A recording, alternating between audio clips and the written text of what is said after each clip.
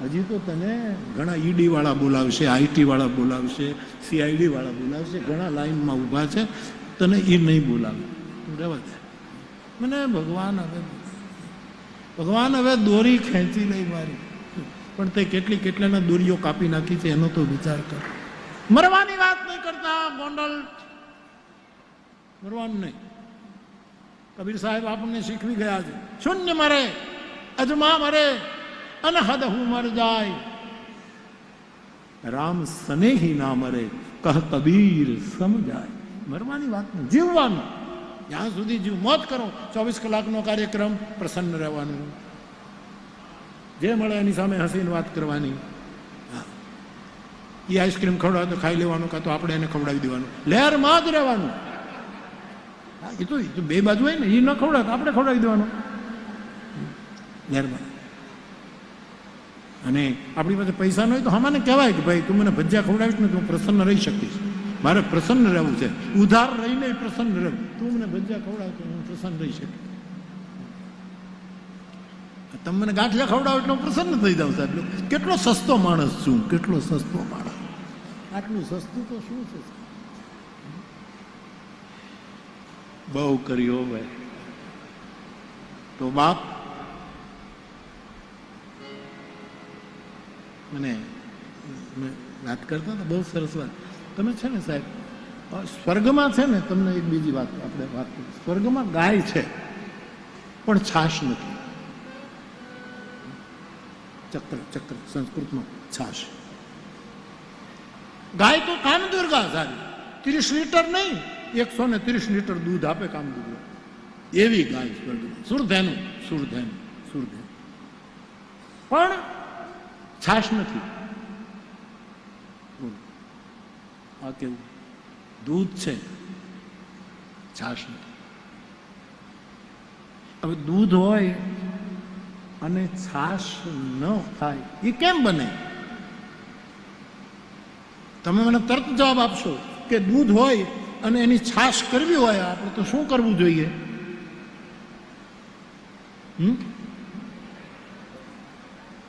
હા, શું કરવું જોઈએ? હા, બોલો. મેળવણ નાખવું. એ મેળવણ શાનું નખાય? ત્યાં છાશ નથી. એટલે દહીં મળતું. એટલે કાગ બાપુ કહે છે કે કૃષ્ણનો જેદી જન્મ થયો ને તેથી બ્રહ્માણી, ઇન્દ્રાણી, લક્ષ્મીજી કુલડી લઈને યશોદાને ઘરે આવ્યા કે અમે તારે ઘરે 2 બેડા પાણી ભરી દઈએ, એના બદલામાં તું અમને છાશ આપ, અમારે ત્યાં છાશ નથી. આવું અર્થઘટન આપણે ત્યાં થયું આ બાપ ભગત બાપુની વાતનું. અને એની પંક્તિ ગાઈ દઉં તમને.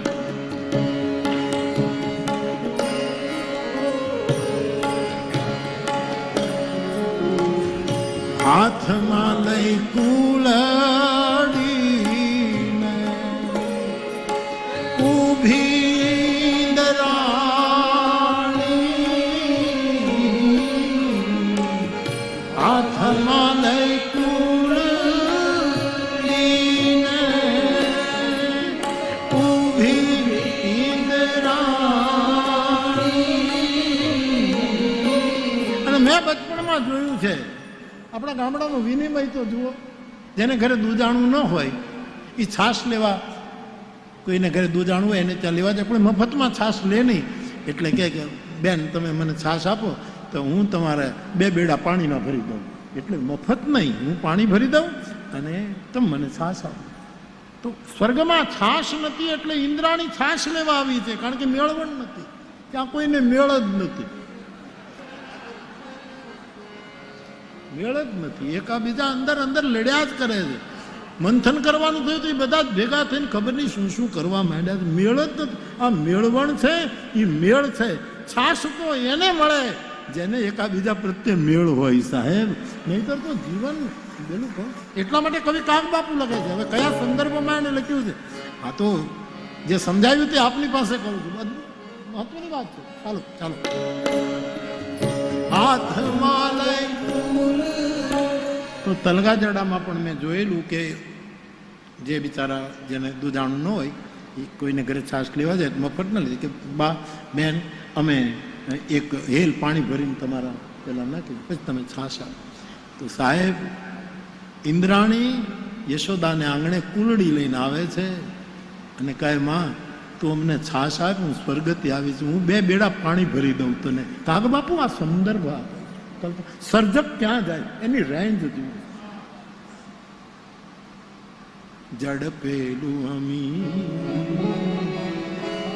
અમર કરશે પણ અભય નહીં.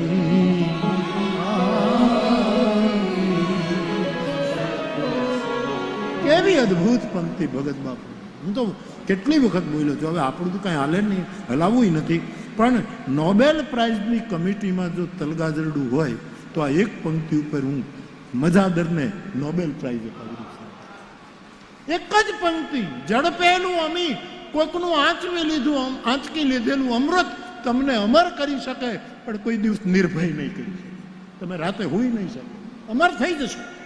અને દેવતાઓએ અમૃત પીધું આંચકીને, અમર તો થઈ ગયા. દેવતાનું સંસ્કૃતમાં એક નામ જ અમર છે, એને અમર મીન્સ દેવતા. આંચકેલું અમૃત અમર કરી શકે પણ અભય નહીં આપી શકે. આ કાગધામ મજાદરનું ચિંતન.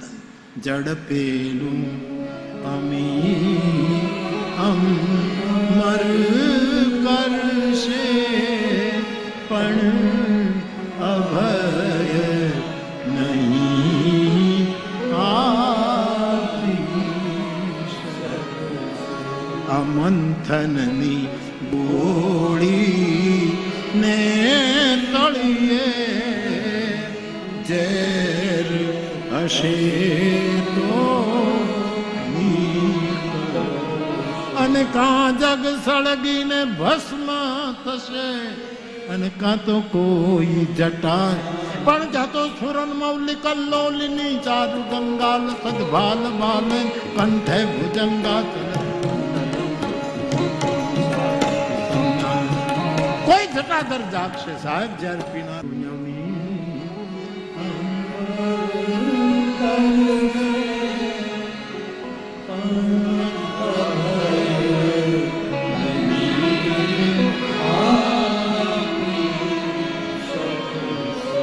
અને કાગ બીજાનું ઝેર પીશે એ કાયમ માટે અમર બનશે. અને કાગ બીજાનું આંચકીને અમૃત પીશે એ મોતના પહેલા મરશે. આવું ભગત મારો કહેવાનો અર્થ છે. હા,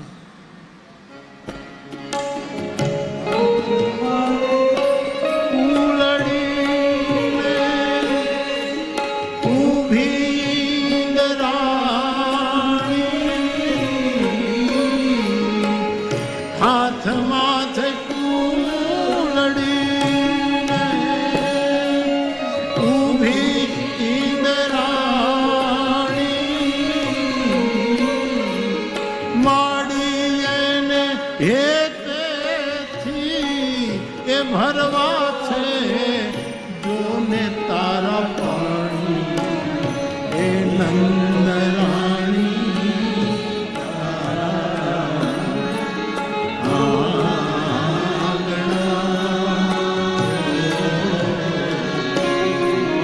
માડી તારી કેટલા એ જનાની આ કમાણી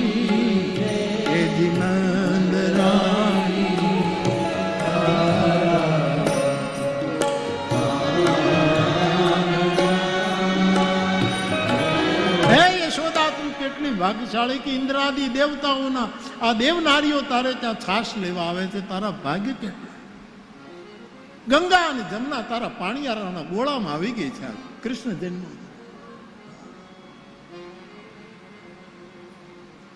જમનાજી કાળા કેશમાં કેટલું ધ્યાન રાખે છે ભગત બાબુ. યમુનાનો રંગ કાળો છે, ગંગા ગોરી. યમુનાજી કાળા કેશમાં એ જાણે ગોળામાં પાણીયારે આ બધા. અને જલારામ બાપાના વીરપુરમાં પણ એ હજી 2 ગોળા એમ કહે છે કે જ્યાં ગંગા અને યમુના ત્યાં નિવાસ કરવા માટે આવે છે. શ્રદ્ધા જગત શું ન કરી શકે. એવા ગંગા રે જમનાના નીર એવા છો નર ને નારી. અમને સુરતામાં લેજો સંભાળ મારી, હે જલારામ જોગી રે, અમને સુરતામાં રાખજો. મહાદેવે આવીને ભિક્ષા માગી, હે વેરાગી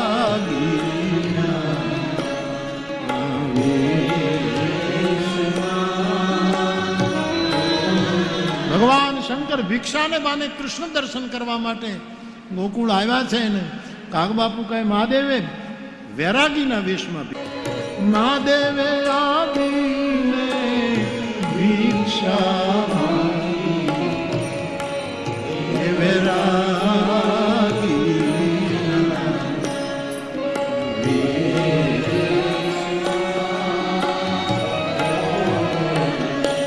છાશ પણ ઔષધિ છે, સૂર ઔષધિ છે, તાલ ઔષધિ છે, થેરપી છે. એમ રામ નામનું કીર્તન કરીએ ત્યારે જે તાળી પાડીએ એ પણ થેરપી છે. માટે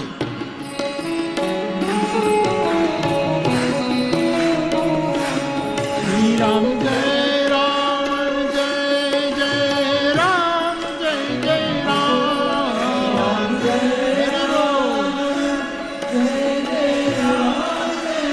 રામ શ્રી રામ જય રામ જય જય રામ જય જય રામ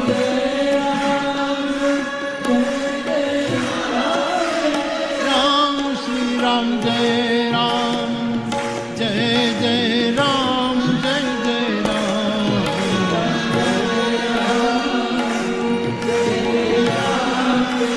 રામ શ્રી રામ જય રામ જય જય રામ જય જય રામ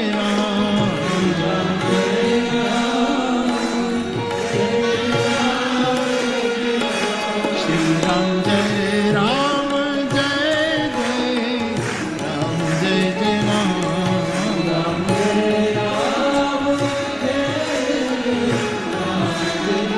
રામ શ્રી રામ જય રામ જય જય રામ જય જય હરિ બોલ.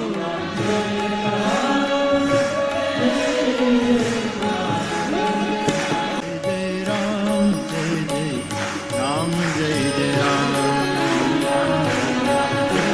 હરિ બોલ. જય રામ શ્રી રામ જય જય રામ જય જય રામ જય જય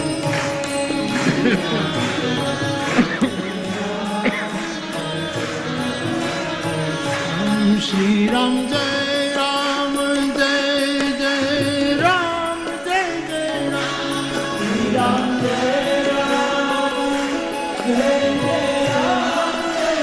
રામ શ્રી રામ જય રામ જય જય રામ જય જય રામ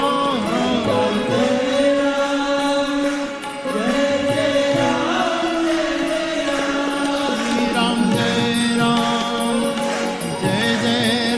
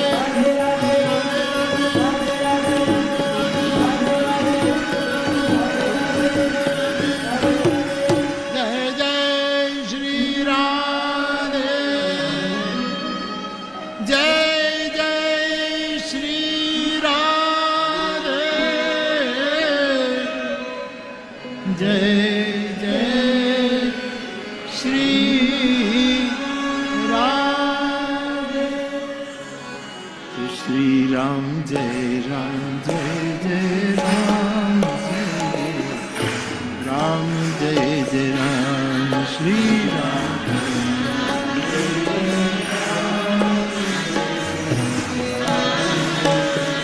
તો તાલમાં સૂરમાં અને લયમાં કરેલું હરિનામ સંકીર્તન એક થેરપી છે આજના કાળમાં.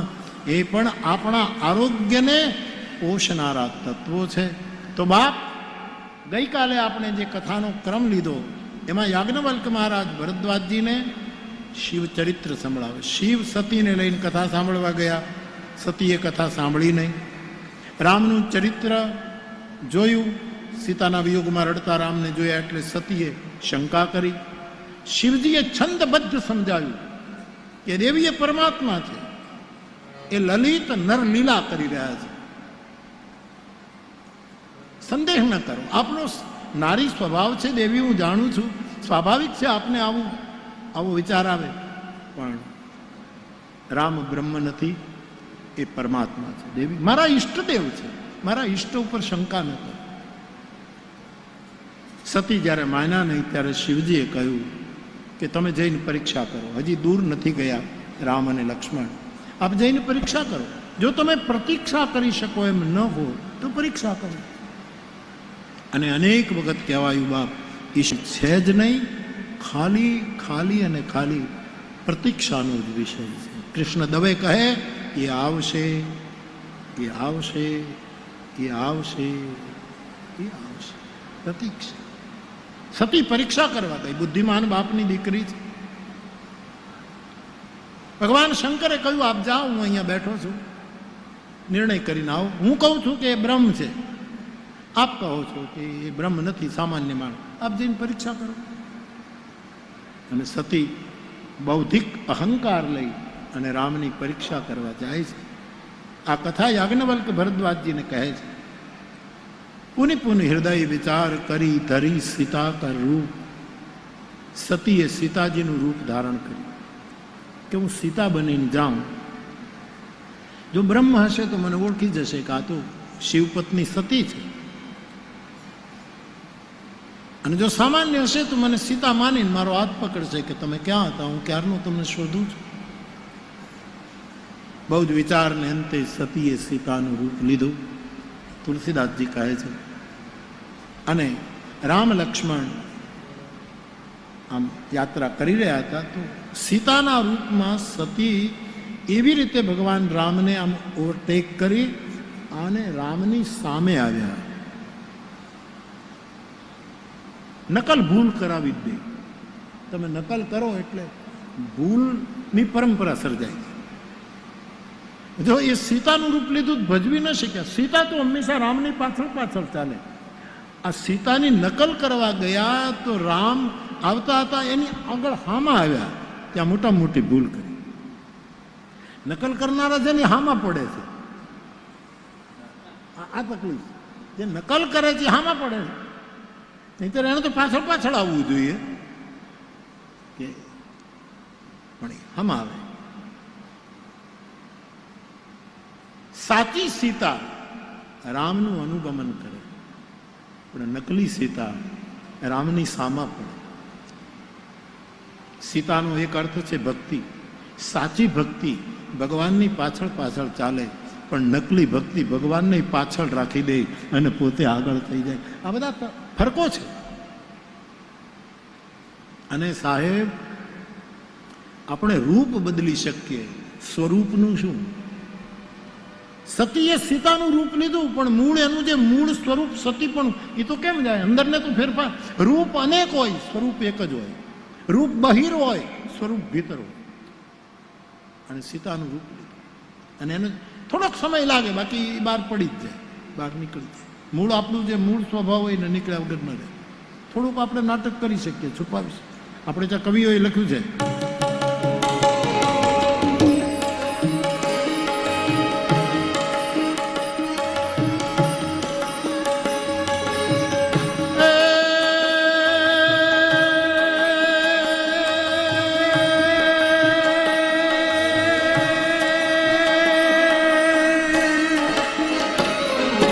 તારો કે તેજ મેં ચાંદ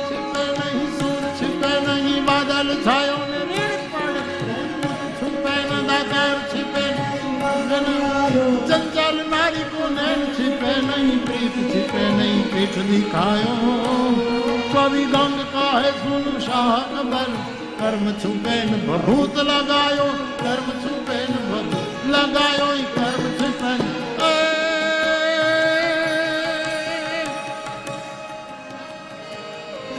कवि कहे कि तारोडियाना तेजमा चंद्र छुप्यो न रहे 9 लाख तारा होय पण चांद चांद छे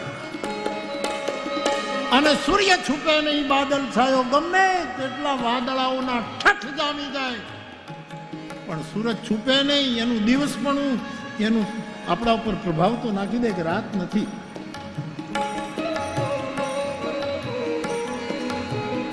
તારો કે તેજ મેં ચાંદ છુપે નહીં સૂર છુપે નહીં બાદલ છાયો અને રીડ પડે રજપૂત છુપે નહીં જ્યારે દુશ્મનો આપણને લલકારે ત્યારે સાચો ક્ષત્રિય કોઈ દિવસ છૂપો ન રહી શકે કૂદી પડે ત્યાં તો તારો કે તેજ મેં ચાંદ छिपे नहीं सूर छिपे नहीं बादल छायो ने रीड पड़े रजपूत छिपे दातार छुपे नहीं માંગન આયો દાતારી જન્મ હોય ને એને ઘરે કોઈ માંગવા આવે દાતારી છુપી ન રહી જાય પ્રાણ આપી દે હા છુપી ન રહે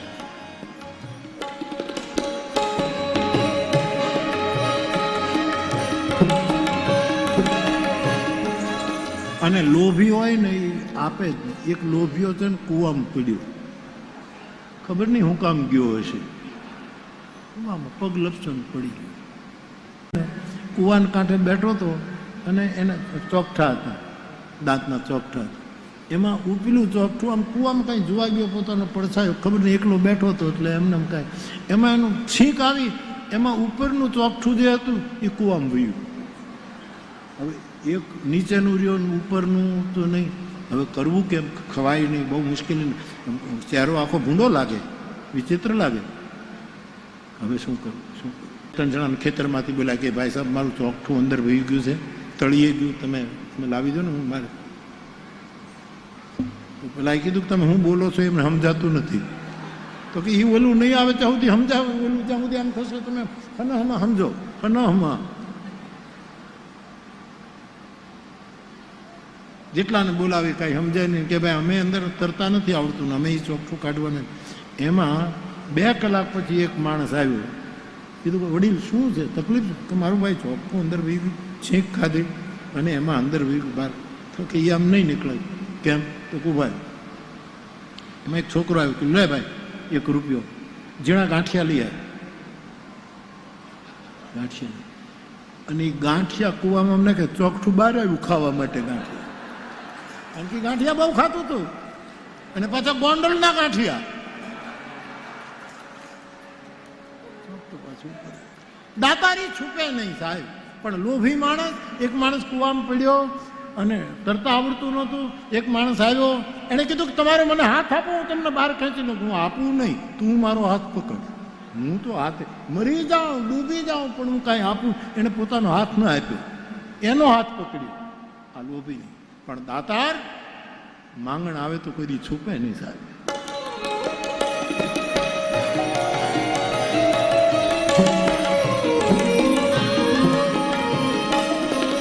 રીડ પડે રજપૂત छिपे न दातार छुपे नहीं માંગન આયો ન ચંચલ નારી કો નૈન छिपे નહીં.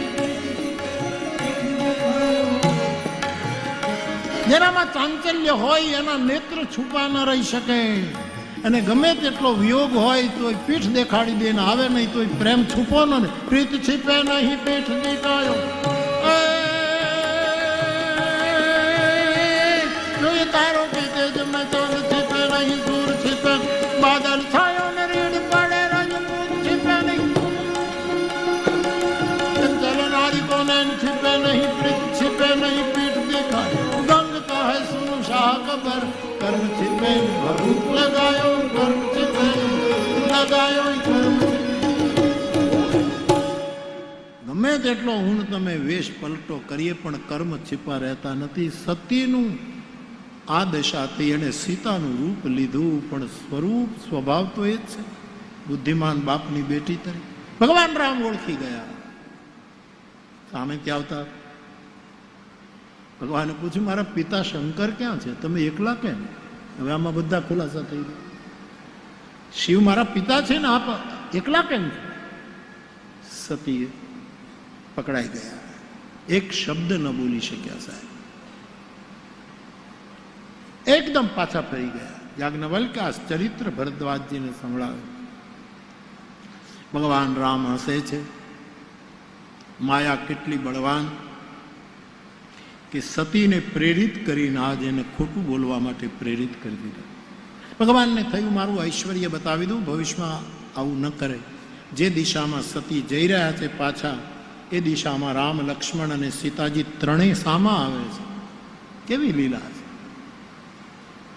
સતી વિચાર કરે કે સીતાજીને તો કોઈ લઈ ગયું છે ને આ બંને જણા તો આ સામે ક્યાંથી આવે? એકદમ પાછું ફરીને જોયું તો ત્યાં ત્રણેય જણા આવે છે.